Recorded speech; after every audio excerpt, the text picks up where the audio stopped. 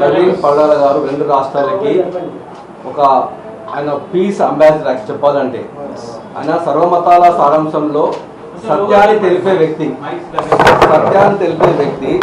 Is not controversial. ఎందుకంటే ప్రతిసారి మీరు ఆయన ఒక టీవీ డిబేట్ చూసినప్పుడల్లా కూడా ఆయన చెప్పే ఒకటే మాట ఏంటంటే ఒక సత్యాన్ని బయలుపరిచే వ్యక్తి.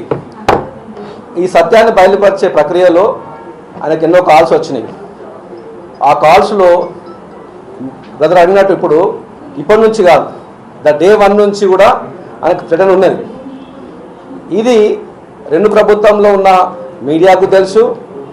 కొంతమంది ఎవరైతే మరి ఫెనాటిక్ గ్రూప్స్ ఉన్నారో వారు ఓపెన్గా కూడా ఆయన గురించి ఛాలెంజ్ చేసి చంపేస్తామని చెప్పారు.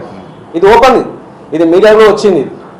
వచ్చిన తర్వాత ఒక ప్లాన్ ప్రకారం టైం చూసి అతన్ని ఒక కదలికలు చూసి ఈ సంఘటన జరిగింది. ఇంకొకటి ముఖ్యంగా క్రైస్తవ సంఘాలకు 2 రాష్ట్రాల్లో ఉన్న తెలుగు వారికి ఇది ఒక గొప్ప లాస్. ఇది ఎట్లా అంటే ఒక సత్యాన్ని బయలుపరిచే వ్యక్తి, మీడియాలో ఉన్న వ్యక్తి, ఇంకొకటి ఆయన కుటుంబాన్ని ఆలోచించలే, సమాజం గురించి ఆలోచించిన వ్యక్తి, ఇంకొకటి కొంతమంది ఫెనాటిక్ గ్రూప్స్ పేర్లు కూడా చెప్తా. రిపోర్ట్స్ వచ్చిన తర్వాత ఆ రిపోర్ట్స్ వచ్చిన తర్వాత కూడా అన్ని విషయాలు మేము ముందు తీసుకొస్తాం. సుధీర్ చెప్పినట్టు ఈ విషయాలు మరి ఇక్కడితో ఇప్పుడు ఆరంభమైంది, ఇప్పుడు నిజంగా ఆరంభమైంది. ఎందుకంటే ఇంతవరకు శాంతపరంగా పీస్ఫుల్గా మరి దేశానికి రాష్ట్రానికి ఒక సందేశాన్ని తెలియజేయడమే క్రైస్తవుల ఉద్దేశం. మత రెచ్చగొట్టే మాటలు కావాలి. చాలామంది ఏం చేసినారంటే ఒక వ్యక్తి ఇంకొక రిలీజన్ నుంచి వచ్చి ఇంకో రిలీజన్ జాయిన్ అయ్యి ఇంకో రిలీజన్ దూషిస్తూ అంటారు. అది తప్పది. ఎందుకంటే మన భారత రాజ్యాంగంలో ప్రతి ఒక్కరికి స్వేచ్ఛ ఉన్నది. అంబేద్కర్ గారు మనకి ఇచ్చిన స్వేచ్ఛ. ఆ స్వేచ్ఛతోనే మీడియా కానీ స్పీచ్ ఆఫ్ డెమోక్రసీ కానీ అతను ఉపయోగిస్తున్నాడు.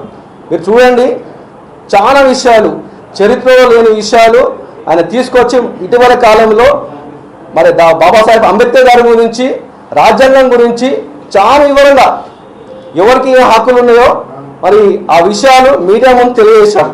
ఎప్పుడైతే ఈ మీడియా ముందు తెలియజేశారో ఆ రోజు నుంచి కూడా ఇంకా అతని మీద కక్ష కట్టారు. ఈ విషయాలు మరి సుధీర్ సీనియర్ చెప్పినట్టు డిబేట్లకు రాలేవని, కానీ డిబేట్లో ఓడించలేక ఒక వ్యక్తిని ప్రాణం తీశారు. ఇది కక్షపూర్వకంగా జరిగిన ఒక హత్యనే. ఇది నాట్ యాక్సిడెంట్ కాలేదు. రిపోర్ట్ వచ్చిన తర్వాత కార్యాచరణను మరియు మరొకసారి ఇక్కడ ఉన్న పెద్ద నాయకులు, యువ నాయకుడు మరి దిందో బిషప్ గారు, భాస్కర్ ముల్కల, మరి అశోక్ అన్న, క్రిస్ పాస్టర్ గారు, స్మరణ్, మరి ఇక్కడ ఉన్న పెద్ద నాయకులు ఉన్నారు. ఇక్కడ అందరు కూడా ఇక్కడ నుంచి మరి మేము అడిగే డిమాండ్ ఒక్కటే, న్యాయబద్ధకంగా మరి రిపోర్టు వెరీ క్లారిటీగా రావాలి. అది తెలుసు, మీకు తెలుసు, మాకు తెలుసు. ఎప్పుడు కూడా సత్యాలు బయట పెట్టరు. ఇది ఎందుకంటే మత సాహసం కిందకి వస్తుంది కాబట్టి దీన్ని ఇంకా రెచ్చగొడతారని మేము రెచ్చగొట్టే మాట్లాడతలేము. మేము కోరేది ఈ డెమోక్రసీలో ఒక న్యాయబద్ధకంగా, చట్టబద్ధకంగా క్రైస్తవ నాయకులుగా మేము అప్పీల్ చేస్తున్నాము. మరి మీ మీడియా మిత్రులు మీ అందరికీ కూడా అభినందనలు. ఎందుకంటే సత్యాన్ని సత్యంగా తెలియజేయండి. ఇది మేము కోరుకున్న అప్పీల్. ఇది మరొకసారి వేదిక ఏర్పాటు చేసిన అందరికీ వందనాలు తెలియజేస్తూ ముగిస్తున్నాను.